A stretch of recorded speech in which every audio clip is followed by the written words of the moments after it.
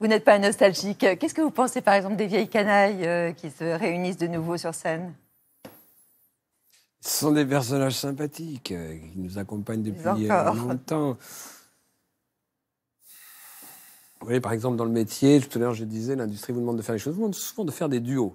Voyez, parce que c'est l'association de deux personnes connues, et ça, c'est une formule, une recette qui marche depuis la Saint-Graal. Alors, à trois, c'est encore mieux.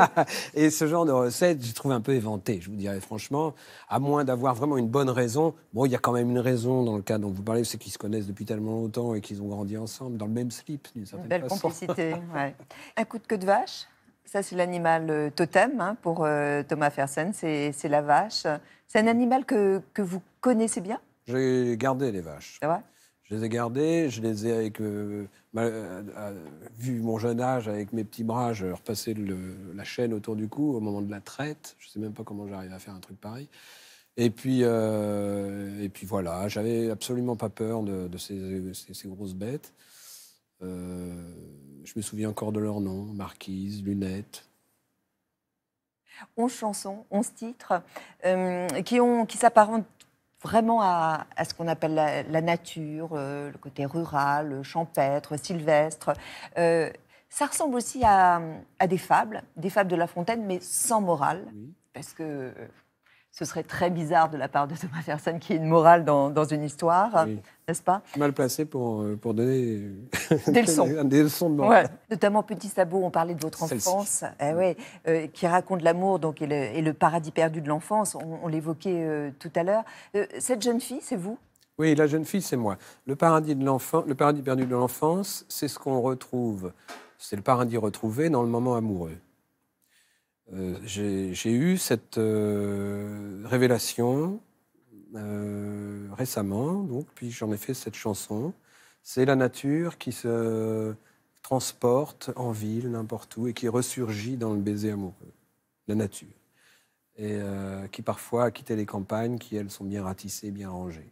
Et ressurgit donc en ville, dans les corridors sombres et les comportements, et donc le baiser que cette jeune fille reçoit de son amoureux au cou de chevreuil. Et cette jeune fille, c'est moi. J'avais effectivement ce goût du jeu solitaire. Et j'ai connu dans mon enfance des moments mystiques de cette nature, mais d'une mystique païenne. La Pachanga. Alors la Pachanga, c'est... Ah, moi, ça m'a fait rire. Comment ça va? J'ai donc eu une hernie discale. Ben voilà. Et j'ai donc... Vous savez de tout, vous, hein? Oui, il y a toujours un élément autobiographique dans mes chansons qui leur donne une petite légitimité. Et je suis allé voir toutes sortes d'ostéopathes, ostéopathes et tout ce que tout le monde vous conseille toujours, hein, quelqu'un de formidable. Ah oui, j'ai une bonne adresse pour toi. Dont la femme géante, qui m'a donc pris dans ses bras, et les positions que nous prenions me évoquaient pour moi des danses exotiques des Caraïbes. Vous voulez pas me donner le texte, hein? Le dos en marmelade et les reins en compote, les vertèbres en salade, j'ai sonné à la porte de la femme géante qui s'est manipulée, les bras articulés et les chaises pliantes. Alors, c'est vrai, vous adorez la scène, avec le trac quand même sur scène? Écoutez, pour vous dire la vérité, de moins en moins. Ah, c'est bien. Ça prouve que vous avez plus de talent. Mais je suis désolé. C'est Sarah Bernard qui disait ça. Ah, elle se trompait. Alors, en revanche, il y en a une. Je voudrais que vous regardiez et que vous écoutiez surtout. C'est un extrait de Discorama. C'est Barbara qui parlait justement de son existence sur scène, du trac et de la mort. Vous avez peur? Oui. Toujours? Oui, toujours. Chaque fois que vous chantez? Oui, chaque soir, chaque fois que je rentre en scène. Est-ce que vous faites une carrière? Qu'est-ce que c'est qu'une carrière? Je ne sais pas, je vous le demande. Ah, ben je ne sais pas non plus. Je ne sais pas si je fais une carrière, moi. Je ne sais pas ce que c'est qu'une carrière. Je chante et je crois que je... Pourquoi est-ce que vous chantez? Ah, parce que j'aime ça, parce que j'aime m'exhiber. En fait, c'est ça, chanter, c'est s'exhiber. Je monte sur une scène parce que c'est une faiblesse, et parce que je suis heureuse de chanter, parce que c'est comme ça, et que voilà pourquoi je chante.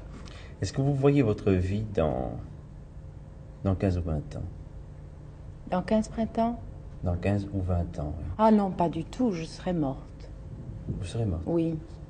C'est triste, ça, non? Non, pas du tout. Qu'est-ce qu'il y a de triste là-dedans? Je pense que les êtres peuvent très bien décider de mourir à 30 ans, à 20 ans, à 35 ans. Il y en a dont la vie s'arrête plus tard et dont la vie s'arrête plus tôt. Ce n'est absolument pas triste du tout. Je ne vois pas ce qu'il y Vous a. pensez que c'est l'affaire de chacun et que... Absolument, oui, je le pense. En tout cas, je pense que c'est mon affaire. Elle est très anticonformiste dans ses propos et ça date de 64, donc son trac, le fait qu'elle dise que c'est une faiblesse Oui. d'aimer la scène. Oui, Vous êtes d'accord avec ça? Mais bien sûr, les artistes sont toujours de grands timides. Et bien sûr, ils sont extrêmement vulnérables sur ce point. Mais je ne sais pas si ça a vraiment quelque chose... Vous savez, c'est ce sens du théâtre. À un moment, on a une certaine confiance dans cet instant. Au début, j'étais terrorisé, mais j'en ai fait beaucoup des concerts. Et puis, j'ai appris à aimer être là. Qu'est-ce qui peut vous déstabiliser, Thomas, sur scène? Le bruit. C'est arrivé récemment. Beaucoup de bruit dans la salle. Enfin, d'ailleurs, c'était pas une salle, c'était un chapiteau. Et les gens parlaient gentiment, mais beaucoup, beaucoup de bruit. Et c'est perturbant parce que ça rompt le rythme et